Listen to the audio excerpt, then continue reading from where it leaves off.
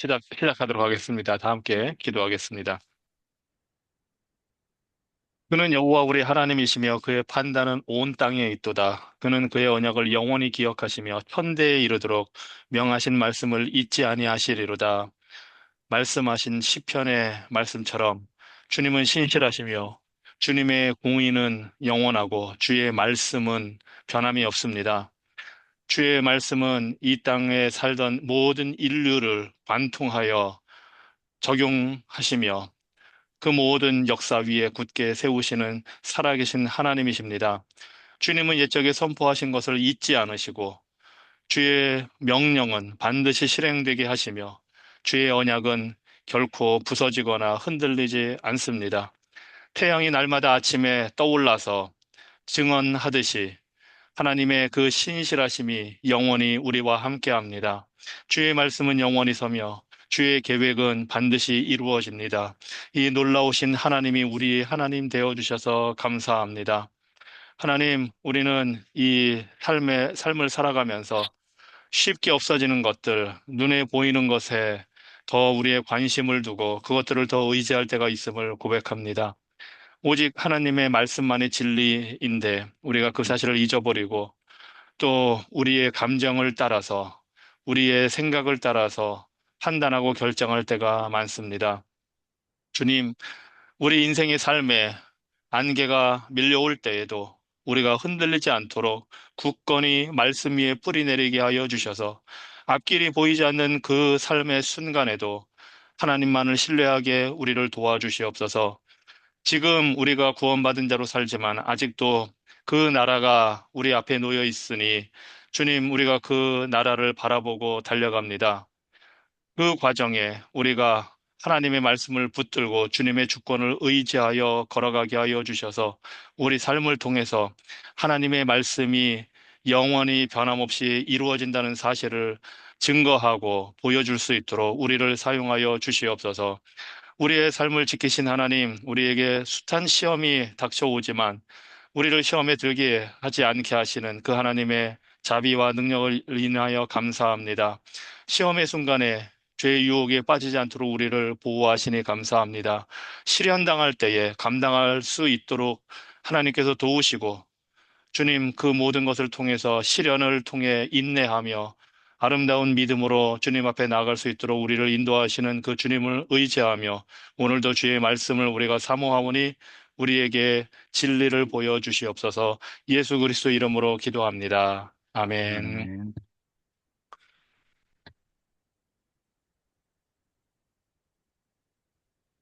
아멘. 지난번에 우리가 창세기 22장, 거의 뭐 다 했고요. 이삭을 이제 바치는 그 시험을 우리가 살펴보면서 다섯 가지 교훈을 제가 이제 여러분과 나누었거든요. 시험이 있다는 것을, 왜냐하면 우리 하나님은 시험하시는 하나님이시고, 그래서 우리는 시험을, 우리 살면서 예상을 해야 되고요. 대신에 그 시험을 당할 때에 우리가 약속에 집중해서 하나님이 공급하시는 것을 신뢰한다면 우리가 시험 당할 때 우리 하나님을 그리스도를 영화롭게 할 수 있음을 우리가 생각을 해 보았습니다. 그래서 오늘은 이제 마지막 다섯 번째 그 시험을 통과할 때에 하나님이 주시는 것을 이 아브라함의 경우를 통해서 우리가 살펴볼 텐데요. 질문을 하나 드리자면 혹시 지난 일주일 동안 혹시 여러분이 당한 시험이 무엇이 있나 한번 생각을 해보시고, 그 시험이 다가왔을 때, 그 순간에 뭐 시험이라는 걸 알지 못할 수도 있지만, 지나고 나서, 아, 이게 시험이구나 하고 느낄 수도 있고, 또 그 순간에 알 수도 있고, 그것이 그런 시험의 순간에 내가 믿음으로 반응을 했는지, 즉, 내 생각, 인간적인 그 생각이나 감정으로 했는지 아니면 믿음으로 그것을 그 시험의 순간에 죄의 유혹에 넘어가지 않고 또는 사탄 마귀의 유혹에 넘어가지 않고 그 시험을 테스트로 우리가 통과를 하고 이겨냈는지 한번 생각을 해보시고 이게 같이 모여서 하면 이런 얘기를 좀 더 나누기가 편한데 이제 이 온라인상으로는 좀 이게 여의치는 않아서 그게 좀 아쉽기는 합니다. 한번 여러분들이 이제 생각해 보시고 나중에 여러분들께 그런 얘기를 또 들어보는 기회를 가능하다면 갖도록 하겠습니다. 자, 그래서 이제 아브라함이 시험을 통과해서 마지막에 하나님께서 주시는 것, 시험을 통과한 자들에게 예비하신 것을 우리가 좀 보겠습니다. 욥이 이 참 어려운 시험 속에서 23장 10절에 보면 이렇게 고백을 합니다. 그러나 내가 가는 길을 그가 하나님이 아시나니 그가 나를 단련하신 후에는 내가 정금같이 나오리라. 이게 사실은 시험을 통과한 우리에게 주시는 가장 큰 유익입니다. 우리의 성품, 우리의 믿음, 우리의 삶의 자세와 태도, 하나님에 대한 이해, 예수 그리스도에 대한 더 깊은 이해를 갖고 정금처럼 되는 것. 이것이 가장 큰 사실은 보상입니다. 욥도 이 믿음으로 그 시험을 통과를 해서 나중에 이제 하나님께서 다 회복하시는 그 복을 받게 되는데 아브라함 역시 마찬가지입니다. 그래서 우리가 다섯 가지 시험 후에 하나님께서 아브라함에게 주신 다섯 가지를 보면 첫째, 이 아브라함은 결국 하나님의 인정을 받습니다. 그것이 이제 우리 이 창세기 22장 12절에 나온 내용인데요. 아브라함이 이제 이삭을 바치려고 하는 그 순간에 천사가 나타나서 아브라함아 아브라함아 하면서 말리면서 사자가 천사가 이르시되 그 아이에게 네 손을 대지 말라 그에게 아무 일도 하지 말라 네가 네 아들 내 독자라도 내게 아끼지 아니하였으니 내가 이제야 네가 하나님을 경외하는 줄을 아노라. 하나님께 인정을 받았습니다. 시험을 통과하면서 하나님이 칭찬을 하신 겁니다. 뭐 우리 하나님이야 당연히 모든 것을 아시는 하나님이시지만 아브라함이 그 처음에 12장에서 떠날 때 믿음으로 시작한 그것이 정점을 찍는 그 순종의 모습으로 시험을 통과했을 때 하나님께서 인정해 주십니다. 우리가 시험 통과하면 하나님이 잘했다. 네가 나를 이렇게 경외하는 줄 내가 안다 하고 칭찬을 해 주십니다. 그리고 이제 두 번째로 사실 이 아브라함은 이삭을 바친 거나 다름없다고 히브리서가 말하거든요. 이삭을 죽인 거나 다름없게 됐는데 다시 그 아들을 받았습니다. 정말 산 제사로 드린 그 아들을 받았습니다. 하나님이 백세에 주신 그 아들, 그가 하나님께 바쳤을 때에 하나님께서 다시 주셨습니다. 그래서 이 이삭은 정말 로마서 12장에서 말하는 우리 삶을 산 제사로 드리라 하는 거에 정말 그 일을 한 겁니다. 아브라함이 그 일을 했고 이삭 역시 묵묵히 순종해서 그 길을 걸어간 겁니다. 그래서 이 놀라운 새로운 아들, 살아있는 아들, 죽었다 산 아들을 돌려받은 그 복을 받았습니다. 그리고 세 번째로 이제 하나님께서 약속을 다시 새롭게 확인해 주시면서 확신을 주십니다. 이것이 창세기 22장 16절로 18절입니다.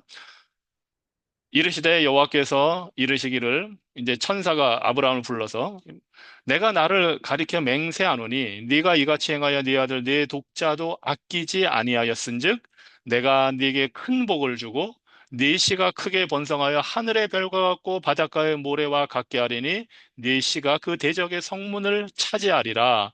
또 네 씨로 말미암아 천하 만민이 복을 받으리니 이는 내가 나의 말을 준행하였음이니라 하셨다 하니라 합니다. 사실 이 복은 이 약속의 말씀은 창세기 12장부터 계속 하신 말씀입니다.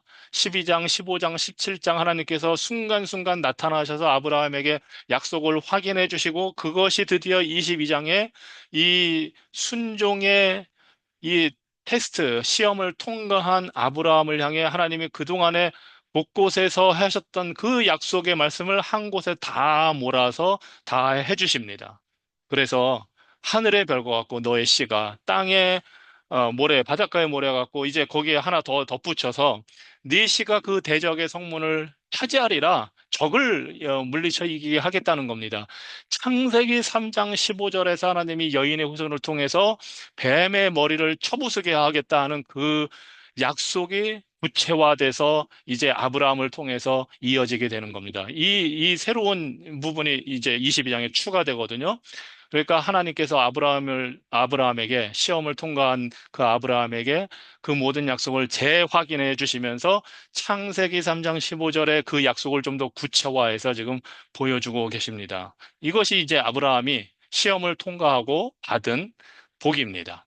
그리고 이제 아브라함은 하나님에 대해서 새롭게 깨닫게 됐습니다. 하나님의 성품, 하나님이 어떤 분이신지를 그동안에 알던 하나님, 전능하신 하나님, 높으신 하나님, 전쟁의 하나님, 뭐, 그 모든 하나님, 영원하신 하나님, 거기에 덧붙여서 이 사건을 통해서 하나님이 또 어떤 분인지를 깨닫습니다. 그것이 14절 우리가 잘 아는 아브라함이 그 땅 이름을 여호와 이레라 하였으므로 여호와 이레 하나님, 오늘날까지 사람들이 이르기를 여호와의 산에서 준비되리라 하더라. 하나님이 준비하신다. 하나님이 들으신다. 보신다 하는 뜻의 여호와 이레, 준비하시는 여호와라는 분을 알게 되었습니다. 시험을 통과하면서 이 사실을 깨닫게 된 겁니다. 사실 다른 때도 많이 여러 가지로 시험을 이제 통과해서 실패할 때도 있었고 잘할 때도 있었지만 그때도 하나님이 나타나셔서 하나님의 성품을 보여주셨는데 이번에는 궁극적으로 하나님께서 예배하시고 준비하시는 분이라는 사실을 깨달았습니다. 그리고 이거는 이 모리아산 아들, 사랑하는 아들 독자를 바치라고 하고 하나님이 숫 염소를 예비해 주셨잖아요. 그래서 이곳 이름을 여호와께서 준비하신다라고 이 산에서, 이 땅에서, 여호와의 산에서 준비되리라 하는 의미가 여기에 이제 들어가게 되는데 바로 이곳, 모리아 산, 즉, 갈보리 산, 거기에 정말 하나님이 준비하신 살아있는 희생 제물 예수 그리스도가 여기에서 나타나게 된다는 것을 지금 이미 예수님이 2000년 전에 아브라함은 자신의 그 헌신적인 순종의 믿음을 통해서 예수 그리스도가 준비될 것을 예표하고 있는 겁니다. 이 약속대로 여기에서 깨닫게 된 대로 하나님이 정말로 준비해 주십니다. 이삭을 죽이지 않고 양, 숫 양을 대신 죽이게 하신 하나님이 우리 인류의 죄의 문제를 해결하시고 우리를 구원하시기 위해서 하나님이 사랑하는 아들 독생자 예수 그리스도를 준비해 주십니다. 이것이 놀라운 축복입니다. 아브라함이 받은 축복이고 우리가 예수님을 믿듯이 이때에 아브라함은 예수 그리스도가 구체적으로 언제 어떻게 올지는 몰랐지만 이 사건을 통해서 예수 그리스도의 오심을 예표하고 믿게 되는 겁니다. 그리고 이 믿음은 단순히 여기서 끝나지 않고 아들 이삭을 살아서 받게 됨을 통해서 부활에 대한 믿음도 가지게 되었고 그 부활의 믿음으로 그렇게 한 거니까 그래서 사실은 예수님의 죽음과 부활을 아브라함은 이미 이때 예표하고 믿음으로 구원받게 된 겁니다. 그래서 아브라함 구약 시대의 성도들이 구원받은 믿음과 우리가 구원받은 믿음의 내용은 똑같습니다. 구약 시대에는 오실 메시아, 창세기 3장 15절에서 약속한 그 메시아, 여인의 후손, 아브라함의 씨로 오실 그 메시아를 믿고 그 메시아가 하나님이 예비한 희생 제물이고 그 메시아가 부활할 것이고 한 것을 이런 사건을 통해서 직접 깨닫고 믿고 구원받은 거고 우리는 이제 2000년 전에 오셔서 하나님이 예비하신 희생 제물인 예수 그리스도가 십자가에서 죽고 부활하신 것을 이제 우리도 믿고 그 사건을 보고 믿음으로 구원을 받게 되는 겁니다. 이 아브라함은 정말 위대한 믿음의 사람입니다. 이 시험을 통과하면서 단순히 아들을 그냥 되돌려 받은 것뿐만 아니라 구원자, 메시아가 누구신지, 어떻게 구원을 받는지를 확신을 하게 된 겁니다. 자, 마지막으로, 다섯 번째로, 이제 이삭에게 하나님께서 예비하신 신부의 이름을 듣게 됩니다. 이것이 어떻게 보면 전혀 생뚱맞아 보이는 이 창세기 22장의 이 위대한 사건 바로 뒤에 나오는 20절 이하에서 나오는 아브라함의 형제 나홀이 이 아브라함이 이제 가나안 땅으로 이사를 왔으니까 몇십 년 전에 적어도 30년, 35년 전. 예.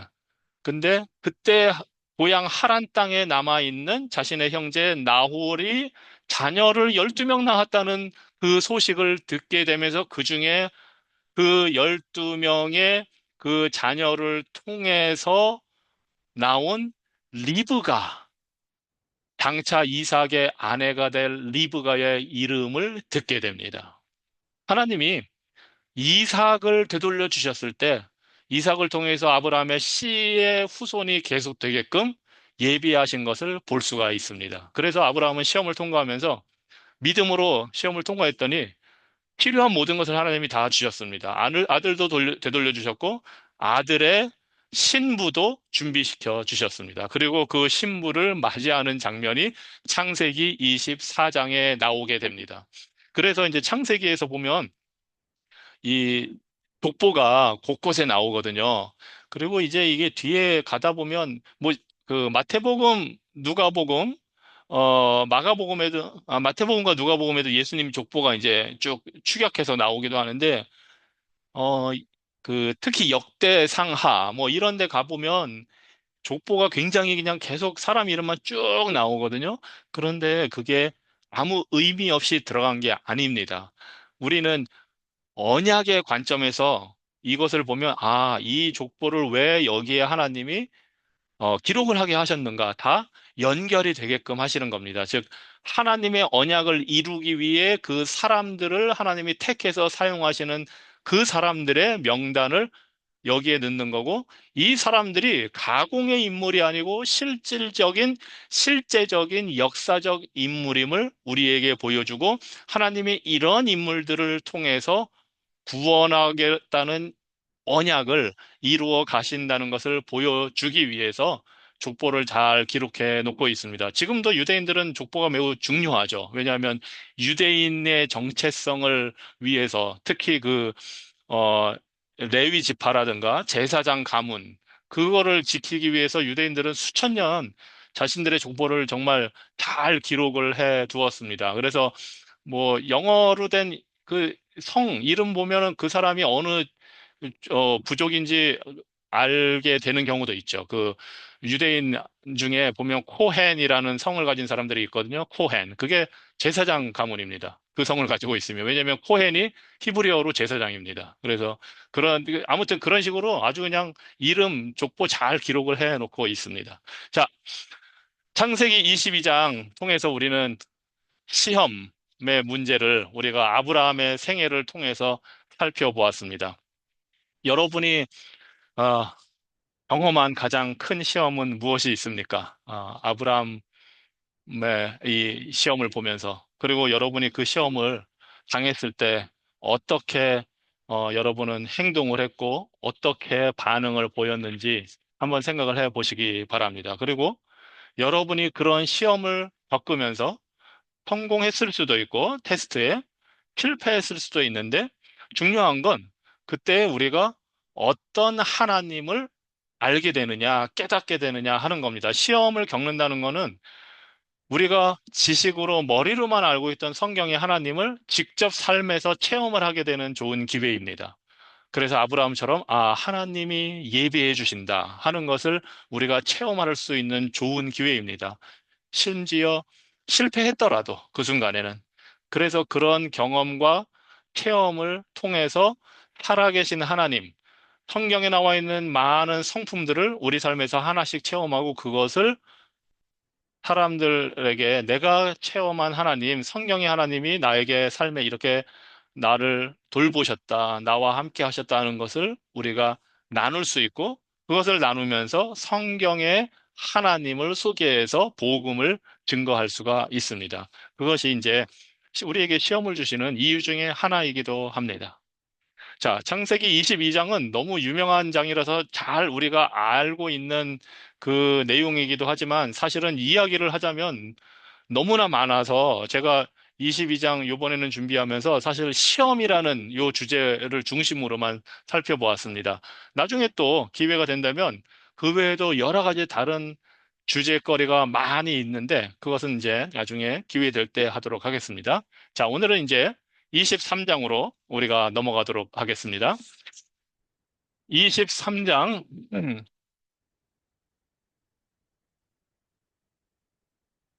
제가 읽겠습니다. 창세기 23장.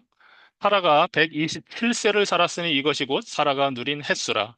사라가 가나안 땅 헤브론 곧 기럇 아르바에서 죽음에 아브라함이 들어가서 사라를 위하여 슬퍼하며 애통하다가 그 시신 앞에서 일어나 나가서 헷 족속에게 말하여 이르되 나는 당신들 중에 나그네요 거류하는 자이니 당신들 중에서 내게 매장할 소유지를 주어 내가 나의 죽은 자를 내 앞에서 내어다가 장사하게 하시오. 헷 족속이 아브라함에게 대답하여 이르되 내 주여 들으소서. 당신은 우리 가운데 있는 하나님이 세우신 지도자이시니 우리 묘실 중에서 좋은 것을 택하여 당신의 죽은 자를 장사하소서. 우리 중에서 자기 묘실에 당신의 죽은 자 장사함을 금할 자가 없으리이다.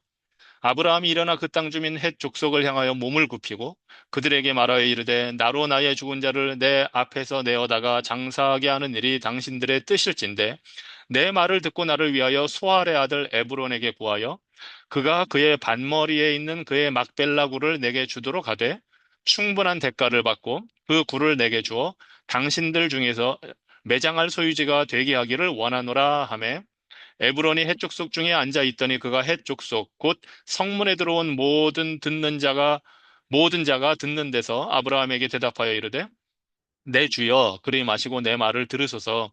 내가 그 밭을 당신에게 드리고 그 속의 굴도 내가 당신에게 드리되 내 동족 앞에서 당신에게 드리오니 당신의 죽은 자를 장사하소서.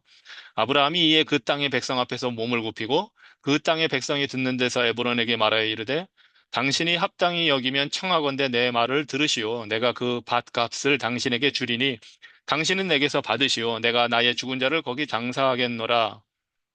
에브론이 아브라함에게 대답하여 이르되 내 주여 내 말을 들으소서. 땅값은 은 400세겔이나 그것이 나와 당신 사이에 무슨 문제가 되리이까? 당신의 죽은 자를 장사하소서. 아브라함이 에브론의 말을 따라 에브론이 헷 족속이 듣는 데서 말한 대로 상인이 통용하는 은 400세겔을 달아 에브론에게 주었더니 마므레 앞 막벨라에 있는 에브론의 밭, 곧 그 밭과 거기에 속한 굴과 그 땅과 그 주위에 둘린 모든 나무가 성문에 들어온 모든 헷 족속이 보는 데서 아브라함의 소유로 확정된지라. 그 후에 아브라함이 그 아내 사라를 가나안 땅 마므레 앞 막벨라 밭 굴에 장사하였더라. 마므레는 곧 헤브론이라. 이와 같이 그 밭과 거기에 속한 굴이 헷 족속으로부터 아브라함이 매장할 소유지로 확정되었더라. 창세기 23장 읽었습니다. 음, 뭐 이렇게 대단한 내용이 있는 것 같진 않죠. 그리고 이거는 비즈니스입니다, 사실. 이 땅 사고 팔고 하는 그 내용이고 이게 지금으로부터 4천 년 전에 거래할 때 이런 내용으로 하는 겁니다. 사람들이. 장소는 그 문이 있는 곳이고 말하자면 시장이고 그곳에서 재판도 하고 거래도 하고 그런 곳이고 굉장히 뭐 이 대화가 여러 가지가 있는데 굉장히 격식을 갖추고 대화를 합니다. 뭐, 네, 주여, 이렇게 그렇게 하지 마시고, 뭐, 이렇게 하시지요. 뭐, 이런 식으로 굉장히 격식을 갖추어서 대화가 진행이 되고, 여러분이 이 대화, 거래의 내용을 들으면 어떤 인상을 받았는지 모르겠는데 사실 아브라함은 약간 바가지를 쓰고 이 땅을 샀습니다. 은 400세겔이면 굉장히 비싼 값으로 한 거고, 처음에 얘기할 때는 막 그 헷 족속이라는 사람들이 자신의 땅 마음대로 쓰십시오 하는 것 같은데 알고 보면 그렇게 하면서 할 말을 다 합니다. 뭐 이 땅값은 은 400세겔인데 그게 뭐 큰 문제겠습니까? 뭐 마음대로 하십시오 하면서 그 돈을 다 받고 이게 이제 거래 기술입니다. 그 당시에 거래 기술이고 유대인도 거래 비즈니스에 능한데 그 중동 지역 사람들 정말 그 이제 거래에 아주 능한 사람들입니다. 예, 그런 모습도 볼 수 있고. 자, 그런데 이제 핵심은 23장에 제목을 붙인다면 사라의 죽음입니다. 사라가 죽었습니다. 그리고 사라의 죽음 때문에 일어난 일들을 다루고 있습니다. 주제는 나그네로서 사라는 믿음 안에서 죽었다는 사실입니다. 사라는 그냥 죽은 것이 아니라 믿음 안에서. 그런데 나그네로서 죽었습니다. 그것이 오늘 본문이 보여주는 내용입니다. 매장지가 없었습니다. 묻힐 땅을 사야만 했습니다. 왜냐하면 그곳에 소유한 땅이 없었기 때문에 그래서 나그네입니다. 그리고 이제 이 23장의 전체 내용을 보자면 1, 2절은 사라가 죽은 사실을 이야기하고 있고 3절부터 18절은 아브라함이 이제 사라를 위해서 슬퍼하면서 장례를 치러야 되는데 어, 뭐 매장지가 없어서 이 해족 속 사람들로부터 매장지를 구입하는 그 대화가 나옵니다. 그리고 나서 그 구입한 땅에 불에 장례를 치르는 아주 간단한 내용입니다. 뭐 내용은 어렵지 않고요. 그래서 사라의 죽음과 그 세라를 여기서 매장한 이제 이 장면의 이야기인데 그 의미가 무엇인가를 좀 우리가 이제 좀 살펴보려 합니다. 이 장면은 최초로 기록된 장례식의 장면입니다. 뭐 물론 앞에도 누가 죽었다 죽었다는 계속 나왔지만 어떤 장례를 치렀는지 그것에 대해서는 지금 23장에서 성경에서 기록된 최초의 장례식이고요. 그 다음에 가나안 땅에서 이제 아브라함이 최초로 소유하게 된 땅이 결정이 되는 겁니다. 아비멜렉 왕을 만나서 받아서 살던 땅은 이 가나안과 애굽 경계선에 있는 땅이었습니다. 그리고 거기서는 허락을 받아서 살고 있었기 때문에 그런데 이제 가나안 땅 본토에서 핵심이 되는 헤브론, 지금 예루살렘의 근처에서 멀지 않은 그 핵심되는 지역입니다. 이 헤브론 지역에서 드디어 아브라함이 땅을 사게 되는데 매장지로 처음에 사게 되는 겁니다. 그래서 이 지역이 이름이 막벨라입니다. 후에는 이제 헤브론이라고 불리게 되고 막벨라라는 지역에서 그곳에 있는 원래는 굴 하나만 살려고 했는데 그 해쪽 속이 다, 그러니까 기왕이면 다 살아. 결국 이렇게 한 거죠. 이 땅을 판 사람이 에브론입니다. 이 사람 에브론과 헤브론 거의 같은 그겁니다. 단어입니다. 그래서 그 지역이 이제 헤브론이고, 자, 이렇게 구입한 땅에서 다 장례를 치릅니다. 나중에는 아브라함이 죽었을 때 이 사라가 묻힌 이곳에 같이 묻히고 이삭도 여기에 묻히고 리브가도 여기에 묻히고 야곱은 심지어 애굽 땅으로 내려가 살면서 자신이 죽으면 그 막벨라 조상들 아버지와 할아버지가 묻힌 곳에 자신을 묻어달라고 해서 애굽에 내려갔다가 죽었을 때 그곳에서 여기까지 올라와서 장례를 치릅니다. 그때는 뭐 아들 요셉이 국무총리였으니까 굉장히 화려하고 크게 장례식을 치릅니다. 그리고 나중에는 요셉도 자신이 죽으면 자신의 뼈를 출애굽해서 가져갈 때 꼭 가져가서 묻어달라고 합니다. 그래서 이곳이 이 족장들의 중요한 매장지가 됩니다.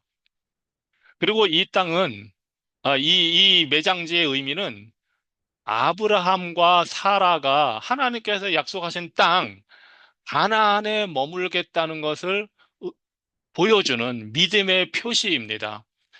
난 죽었으니까 고향을 찾아서 하란으로 가서 거기에서 묻히겠다. 이렇게 한 게 아닙니다. 하나님이 약속하신 땅에 왔으니 그곳에서 묻히겠다는 믿음으로 이 땅을 구입을 하고 거기에 장례를 치러서 매장을 한 겁니다. 그리고 이제 이 막벨라 매장지를 구입하는 이 비즈니스 과정에서 아브라함이 어떤 존재가 되었는지를 이제 우리가 볼 수 있습니다. 읽은 오늘 6절 말씀에 보면 이 땅 주민들이 아브라함을 굉장히 높여 세웁니다. 이게 단순히 수사적인 외교적인 표현이 아닙니다. 왜냐하면 아브라함이 어떤지 이미 이제 사람들에게 소문이 나서 알고 있는 겁니다. 100세의 아들을 얻었다. 그것만 해도 굉장한 뉴스입니다. 그런데 아브라함은 단순히 100세의 아들을 얻은 사람일 뿐만 아니라 많은 사람들을 거느린 부족장이고 이 아브라함이 과거에 치룬 전쟁이나 사람들 애굽에 내려가서 있었던 일, 아비멜렉 왕에게 가서 있었던 일 이런 게 다 알려지고 소문이 나면서 사람들이 아브라함을 절대 무시할 수 없는 그러한 큰 세력이 되었다는 것을 알 수가 있습니다. 당연히 하나님의 은혜이고 복으로 이렇게 됐다는 걸 우리가 알 수 있습니다. 그래서 약간 바가지를 썼지만 아브라함은 흔쾌히 그 비싼 은 400세겔을 다 주고서도 이 매매를 성사시킬 정도로 부유했습니다. 그 정도로 하나님의 복을 받았고 믿음 안에서 살아왔고 그리고 이 땅이 얼마나 중요한지 하나님의 언약 하나님의 약속을 통해서 아브라함은 알고 있었기 때문에 돈은 아까운 게 아니고 이곳에서 드디어 땅에 대한 소유권을 가짐으로써 하나님이 가나안 땅을 주겠다고 한 그것을 자신을 통해서 하나님이 실현해 가신다는 사실을 아브라함은 알았던 겁니다.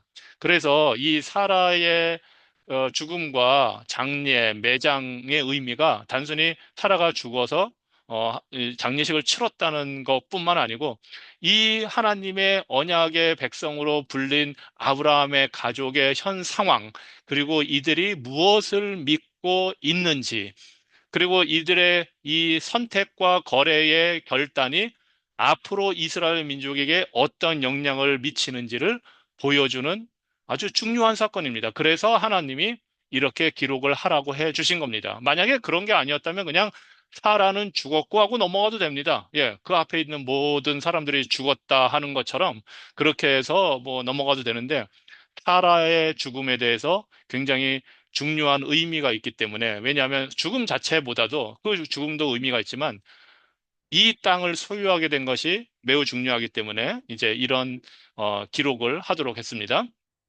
자, 주제는 제가 한 네 가지로 이 23장에서 주제를 잡아봤습니다. 첫째는 성도의 죽음에 대한 겁니다. 우리가 이 23장을 통해서 성도가 죽는 것이 어떤 의미가 있는지를 생각을 해 볼 수가 있습니다. 그리고 여기에서는 죽음과 더불어서 이 땅이 매우 중요한 주제가 됩니다. 그래서 이 가나안 땅이라는 표현이 2절에도 나오고 19절에도 이 23장을 시작하는 부분과 끝나는 부분에 이렇게 딱 앞뒤로 나와 있습니다. 그 정도로 땅이 중요하다는 것. 하나님의 약속의 땅이니까. 그리고 이 약속의 땅을 어떻게 이 성도들이 바라보고 있었는지를 죽으면서까지 그것이 중요한 주제이고, 또 하나의 중요한 주제는 이 성도들이 아브라함과 사라는 나그네요, 거류자요, 이방인이요, 여행객으로 살았다는 것이 이 장을 통해서 보여주는 의미입니다. 땅이 원래 없었습니다. 약속은 받았는데 그 약속한 땅을 제대로 차지하지 못하고 죽을 때나 한 몸, 그 묻힐 그 땅밖에 없었습니다. 이들의 신분은 약속의 땅으로 가긴 했는데 나그네라는 것을 보여줍니다. 이 사실과 더불어서 우리 모두가 천국 시민이라는 사실을 이제 우리가 유추해서 생각을 해 볼 수가 있습니다. 그래서 이 네 가지 주제를 우리가 이제 23장을 통해서 함께 좀 살펴보려고 합니다. 자, 첫째는 성도의 죽음입니다. 성도의 죽음은 그 자체로 끝이 아닙니다. 소망이 있습니다. 미래에 대한 소망이 있습니다. 이 사라를 여기서 매장한 것은 단순히 그냥 장례를 치렀다는 의미뿐만이 아니라 부활 후에 새하늘과 새 땅에서 살 것을 바라보는 믿음의 행위입니다, 이것이. 즉, 고향 하란으로 가서 묻히지도 않았습니다. 왜냐하면 하나님의 약속의 땅이 가나안이니까. 그리고 지금 아직 이 땅을 제대로 차지하지도 못했습니다. 그런데 죽었습니다. 하나님의 약속이 이루어진 것을 못 보았습니다. 하지만 이삭을 바칠 때 하나님이 이삭을 살려 주실 것을 믿고 부활을 믿고 바치는 그 믿음의 행위를 통해서 아브라함과 사라는 부활에 대한 것을 소망하게 된 겁니다. 아니, 하나님이 이삭도 살려 주실 수 있는 분인데 그렇다면 우리가 여기서 죽더라도 하나님이 약속하신 가나안 땅에서 내가 살지 못할 거면 하나님이 그런 약속을 그냥 해주셨겠는가? 당연히 나는 여기 묻히지만 이 땅에서 살 것을 하나님이 허락하실 거다. 즉, 부활을 시켜주실 거다 하는 믿음을 갖게 된 겁니다.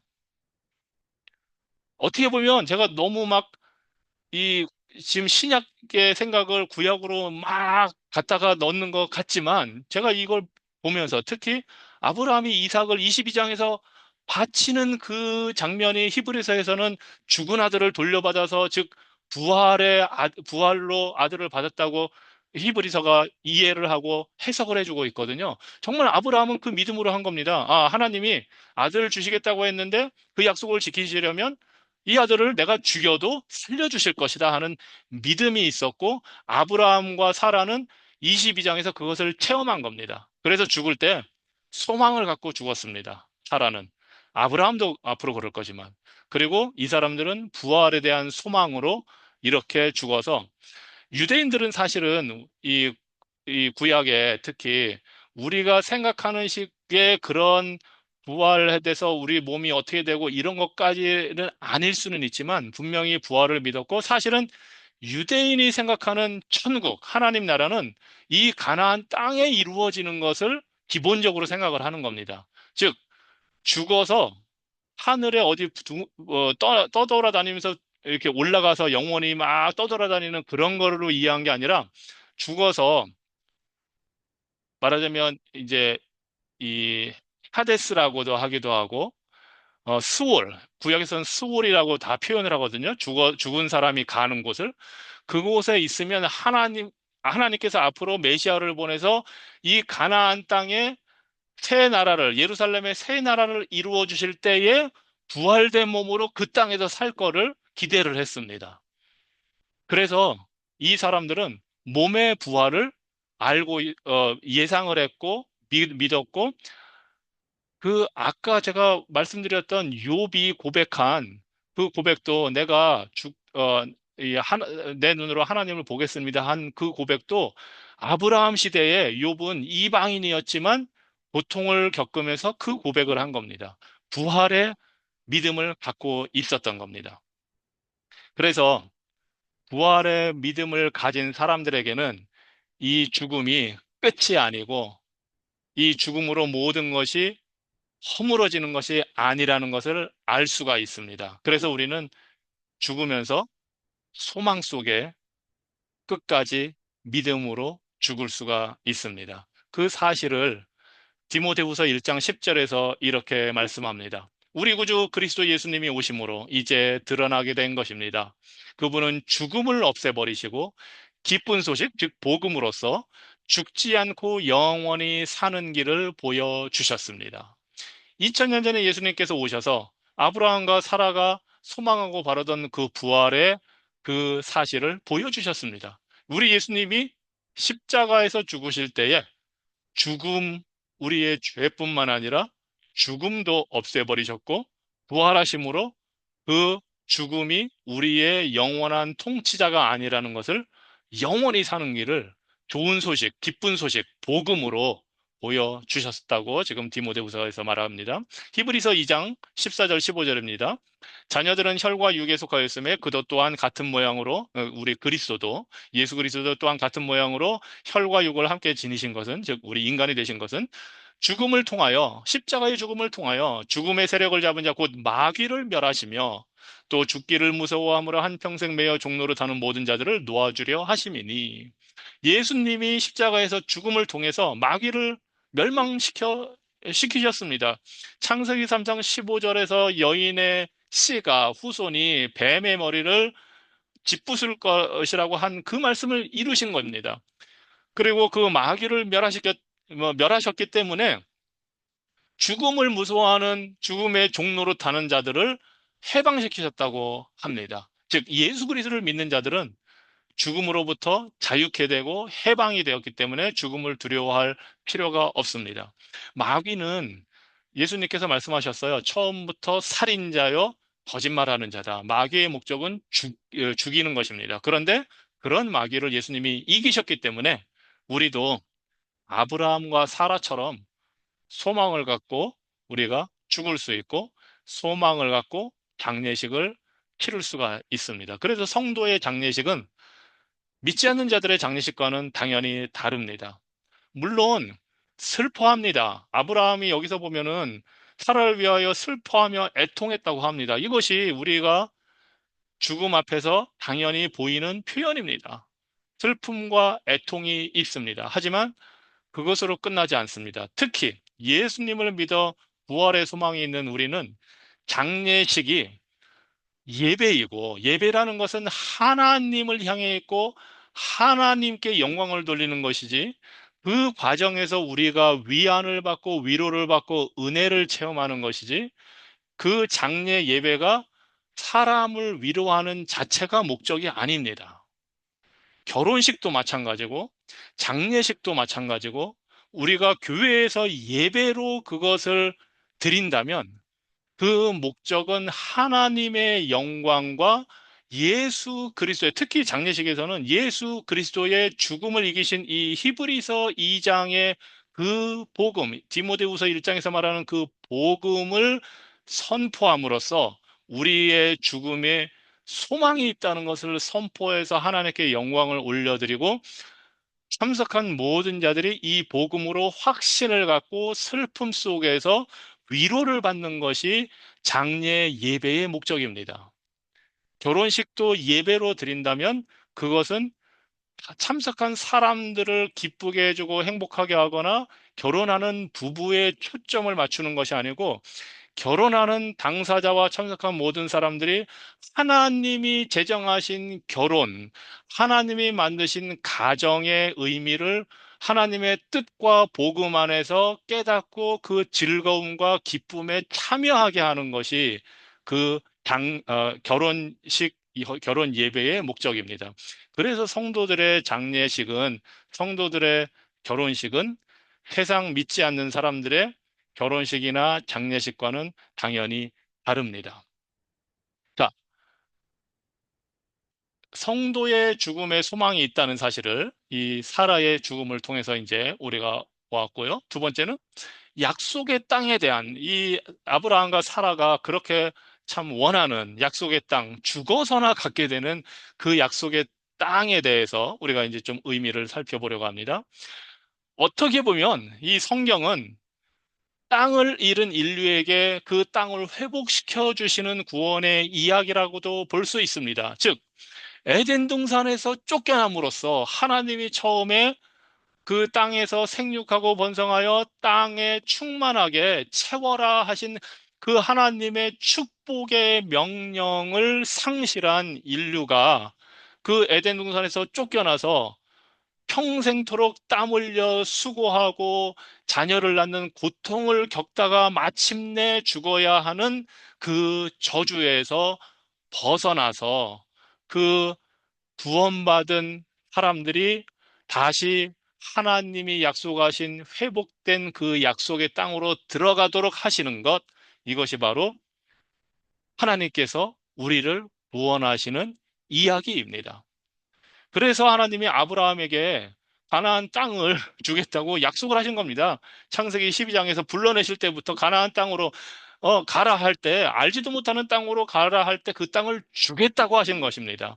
그 땅이 그냥 잠시 거쳐가는 것으로가 끝나는 것이 아니라 그 땅을 주겠다, 소유하게 하겠다 하고 그 약속을 이루어가는 과정 중에 지금 창세기 23장에 다다르게 된 겁니다.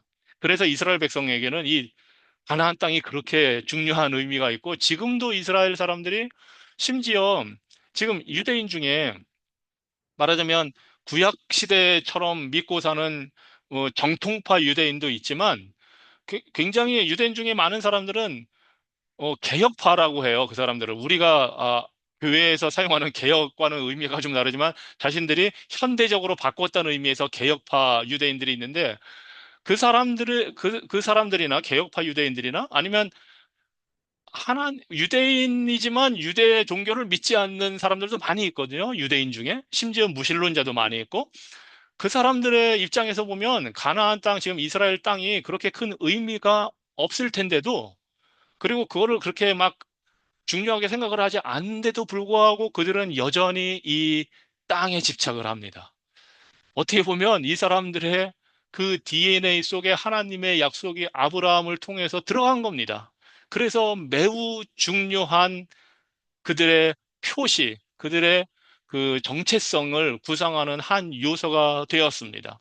바로 그 약속의 땅이 아브라함에게 하나님이 약속하신 땅이고, 이 약속을 통해서 모든 인류가 장차 이제 하나님이 약속하신 땅에 들어가게 되는데, 이 아브라함으로 시작돼서 오늘 구입한 이 막벨라 굴을 기점으로 해서 이제 장차 이스라엘 백성들은 이 땅을 소유를 하게 됩니다. 물론 이제 저기 한 3대 후에는 애굽에 이집트에 내려가서 400년간 노예 생활해야 되고 거기서부터 해방돼서 나와서 다시 가나안 땅으로 돌아오기까지 아브라함으로부터 여호수아가 가나안 땅에 입성하기까지는 최소한 500년이 걸릴 것입니다.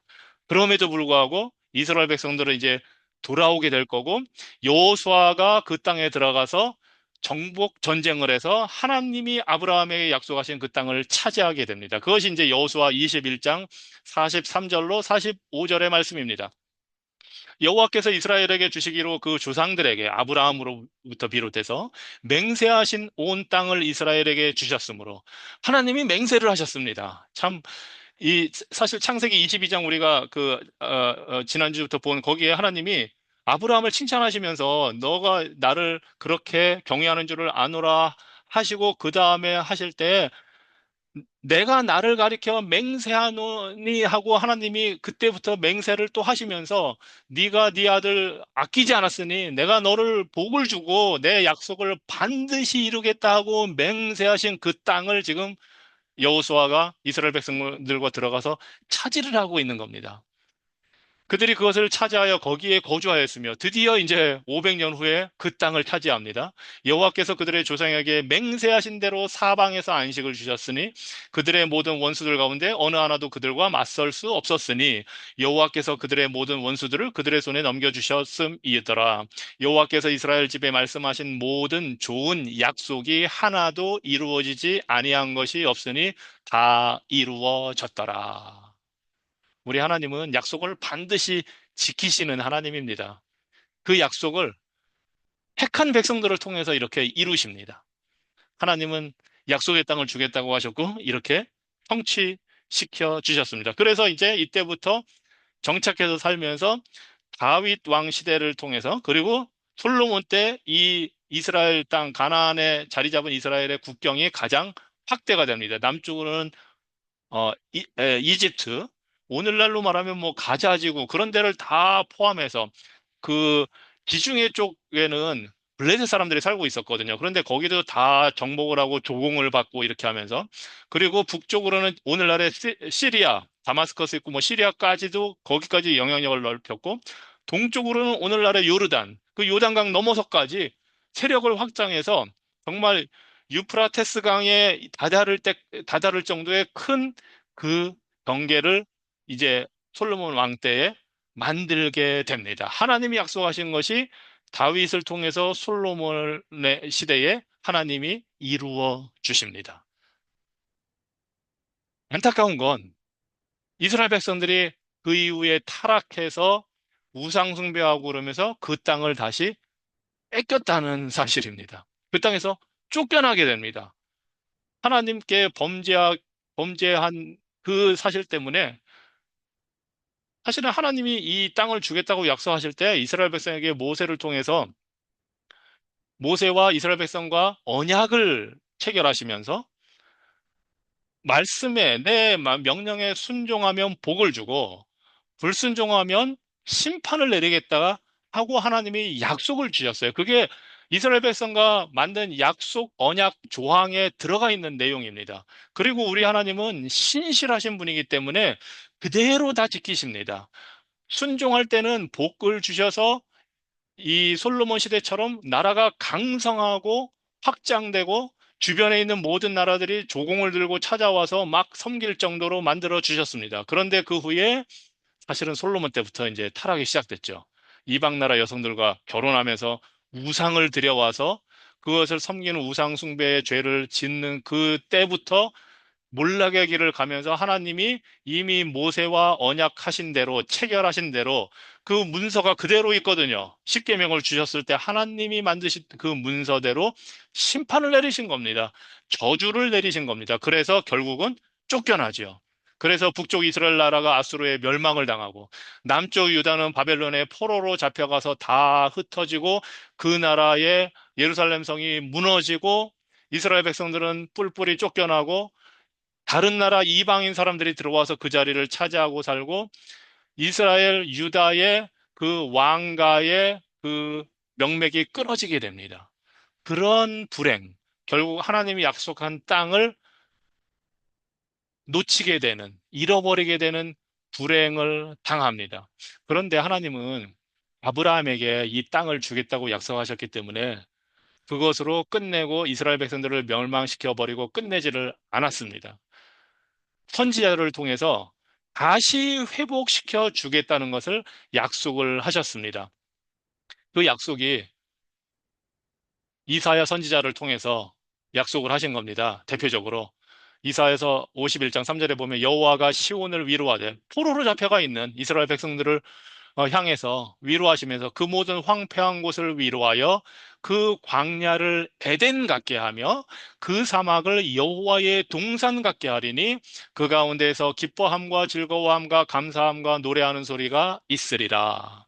하나님이 단순히 가나안 땅으로 다시 돌아오게 하겠다 이렇게 말씀하신 것이 아니고 창세기 1장, 2장, 3장의 그 에덴 동산을 하나님께서 만들겠다고 하시는 겁니다. 즉, 에덴에서 타락하여 쫓겨난 죄인들을 하나님은 다시 약속의 땅 에덴으로 다시 회복시켜 주시겠다는 것을 하나님이 약속하신 땅이 바로 그 에덴이라는 사실을 보여주고 있는 겁니다. 에덴, 여호와의 동산. 그리고 이 약속을 어떻게 이루시냐 하면 이사야 선지자의 그 예언 이후 약 700년 후에 메시아를 통해서 이루게 하십니다. 그래서 메시아가 와서 예수 그리스도가 오셔서 우리 죄인을 구원하십니다. 자, 그런데 예수님이 오셨을 때 우리가 뭐 마가복음이나 누가복음 우리가 이제 사도행전 뭐 이런 걸 통해서 보지만 이스라엘 백성들이 항상 기다리던 게 바로 이 이사야 선지자의 약속을 믿고 하나님이 이렇게 약속하셨으니까 예수님이 메시아가 왔으니까 우리한테 이제 예루살렘을 회복하시고 로마 정부를 내쫓고 헤롯 왕가를 다 내쫓고 이 이스라엘을 회복하실 때가 됐다고 다 믿은 겁니다. 그런데 예수님이 그 일을 안 하시는 거예요. 그래서 유대 종교 지도자들의 선동에 이스라엘 백성들이 넘어가서 예수님을 죽이라고 한 겁니다. 왜냐하면 자신들이 생각하는 대로 아니 에덴 동산을 만들어 줘야지 메시아가 왔으면 이사야 선지자가 예언을 했으니까 여호와의 동산 같게 하려면 이방인들을 다 쫓아내야 되는데 왜 그걸 안 하고 자꾸 엉뚱한 소리만 할까 막 이 성전을 허물라 이런 말씀하시니까 그래서 예수님을 죽인 겁니다. 그런데 이유가 있습니다. 예수님이 오셔서 이 땅을 먼저 회복시키지 않으신 이유는 죄인이 먼저 회복이 되어야 이스라엘 백성처럼 불순종해서 다시 쫓겨난 일이 없기 때문에 그렇습니다. 문제는 땅이 아닙니다. 죄인이 문제입니다. 영혼이 구원받는 게 먼저이고, 그 다음에 땅이 회복되는 겁니다. 아무리 땅을 다 회복시켜서 에덴산 만들어놔도 이 죄인들은 똑같이 또 범죄할 겁니다. 이스라엘 백성들처럼 똑같이 처음에는 하나님께 순종하는 것 같다가 우상숭배하고 또 쫓겨날 겁니다. 그래서 성경에 창세기 1, 2장이 하나님이 먼저 만드시고 에덴 동산을 만들고 사람을 창조해서 두신 것처럼 계시록 21장, 22장의 새하늘과 새 땅을 만들기 전에 하나님이 먼저 인간을 구원해서 인간을 변화시킨 다음에 그 다음에 이 땅을 회복하여 주시는 겁니다.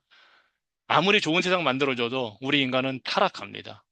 에덴에서도 타락했는데 하나님이 우리를 완전히 변화시켜서 온전케 하지 않으시면 똑같은 일이 계속되거든요. 그래서 예수님이 오신 것은 먼저 영적으로 하나님의 나라를 우리 마음과 교회 안에 세우시고 이것이 온 땅의 복음을 전파해서 다 이루어진 다음에 지금은 승천해서 계신 하나님, 예수님이 다시 오실 때에 그때에 새 하늘과 새 땅을 이루실 것입니다. 그래서 그것이 계시록 21장 1절과 2절의 내용입니다. 또 내가 새 하늘과 새 땅을 보니 하나님은 하늘나라를 그냥 하늘에 있는 것이라고만 하지 않으셨어요. 우리가 천국 하면 하늘나라니까 위에 있는 거, 영혼이 막 둥둥 떠다니는 거라고만 생각을 하는데 사실은 마태복음이 천국 하늘나라라고 한 이유는 유대인들은 하나님의 나라라는 하나님의 이 명칭을 쓰기를 주저하기 때문에 마태가 하늘나라라고 표현한 겁니다. 그런데 다른 데에서는 하나님의 나라라고 표현을 하는 거예요. 장소가 중요한 게 아니고 하나님의 통치가 중요한 건데, 하나님 나라는. 그래서 우리는 단어 때문에 착각을 하지만 하나님의 목적은 처음에 창세기에서 땅을 만들고 모든 우주 만물을 만드신 것처럼 나중에 모든 것을 심판하시고 회복하실 때는 새 하늘과 새 땅을 만드실 겁니다. 그래서 예수님이 다시 오시면 우리를 모두 선한 사람들과 악한 사람들을, 즉, 믿는 자와 믿지 않는 자, 의인과 악인을 구분하시고, 교회 안에서도 양과 염소를 다 구분하시고, 알곡과 가라지를 다 구분하시고, 가라지와 염소와 악한 자들, 믿지 않는 자들은 마귀와 귀신들, 악한 영들과 함께 지옥불에 가두실 것이고, 택한 자들은 구원하여 하나님께 올려드리고, 그리고 모든 것을 하나님께 다 바쳐드리면 하나님이 임하셔서 불로 다 심판하시고 새 하늘과 새 땅을 만들어 주십니다. 그때에는 처음 하늘과 처음 땅이 없어졌고 바다도 다시 있지 않더라. 창세기 1장과 다른 건 바다가 이제 없습니다. 또 내가 보며 거룩한 성 새 예루살렘이 하나님께로부터 하늘에서 내려오니 그 준비한 것이 신부가 남편을 위하여 단정한 것 같더라. 단장한 것 같더라. 이것이 하나님의 약속의 땅을 주실 때에 계획한 일입니다. 그래서 우리는 이 땅에서 사라처럼 장차 부활하여 받을 그 새하늘과 새 땅을 바라보고 살아가는 사람들입니다. 그래서 베드로후서에서는 3장 13절에서 이렇게 말합니다. 우리는 그의 약속대로 의가 있는 곳인 새하늘과 새 땅을 바라보도다. 하나님이 약속하신 새 땅은 장차 주님이 오셔서 이루실 새하늘과 새 땅이고, 그리고 그곳은 의가 있는 곳이라고 합니다. 누구의 의가 있는 곳인가요? 예수 그리스도의 의가 있는 곳이고, 예수님을 믿을 때 그 의를 우리에게 주셨기 때문에 우리가 예수님의 의로, 그리스도의 의로 옷을 입은 자들이 되었기 때문에 지금 죽더라도 우리는 천국, 하나님의 품으로 가는 거고, 장차 주님이 재림하시면 죽은 우리의 몸이 부활해서 예수님이 부활하신 것처럼 새로운 몸으로 우리가 부활해서 새하늘과 새 땅에서 영원히 살게 됩니다. 이것이 이 아브라함에게 하나님이 땅을 약속하셨을 때 하나님의 구원의 언약과 계획 속에 들어 있었던 것이고, 이스라엘 역사를 통해서 펼쳐져 나간 것이고, 예수 그리스도가 오셔서 우리를 위해 이루어 주신 것이고, 장차 오셔서 모든 것을 회복하여 이제는 에덴 같고 여호와의 동산 같게 된 새 하늘과 새 땅에서 우리가 살게 될 것입니다. 그리고 그곳에 들어가는 사람들은 예수 그리스도의 의를 받아야 되는데, 의를 받는 것은 행위가 아니고 믿음으로 된다는 것을, 사실은 이미 로마서 4장에서 바울이 아브라함이 믿음으로 여호와 하나님을 믿으니 여호와께서 이것을 그의 의로 여기셨다 한 것을 보여줄 때 우리에게 가르쳐 준 겁니다. 우리도 아브라함처럼 예수 그리스도를 믿음으로 의를 받아서 하나님이 약속하신 땅에 들어가는 사람들입니다. 그래서 우리가 이 땅에서 죽을 때 소망을 갖고 죽을 수가 있습니다. 여러분은 어떻게 죽음을 준비하십니까? 우리의 생명은 하나님께 달려 있으니 하나님께서 언제든지 우리를 부르시면 우리는 죽을 뿐입니다. 그리고 죽음은 모든 인류에게 하나님이 명령하신 것입니다. 아담이 범죄했을 때 흙에서 왔으니 흙으로 돌아가라 하셨습니다. 돌아갈 것이다가 아니라 돌아가라. 죽는 것도, 태어나는 것도 하나님의 명령이고 죽는 것도 하나님의 명령입니다. 그래서 모세에게 하나님이 120세에 이제 가나안 땅에는 못 들어가게 하셨으니까 가나안 땅을 바라보면서 요단강 건너편에서 느보산에 올라가라고 명령을 하셨거든요. 그리고 느보산에서 멀리 가나안 땅을 바라보라고 명령을 하셨습니다. 그리고서 거기서 죽어라 명령을 하셨습니다. 그래서 저희 모세는 120세까지 정말 정정했어요. 눈이 약해지지 않았다고 그랬거든요. 그럴 정도로 정정했는데 하나님이 정하신 120세의 수명의 기한이 찼다 하시고 죽어라 해서 모세가 죽은 겁니다. 명령대로 순종해서 모세는 그곳에 올라가서 죽었습니다. 우리는 죽음을 어떻게 생각하고 어떻게 준비하고 어떻게 맞이해야 될까요?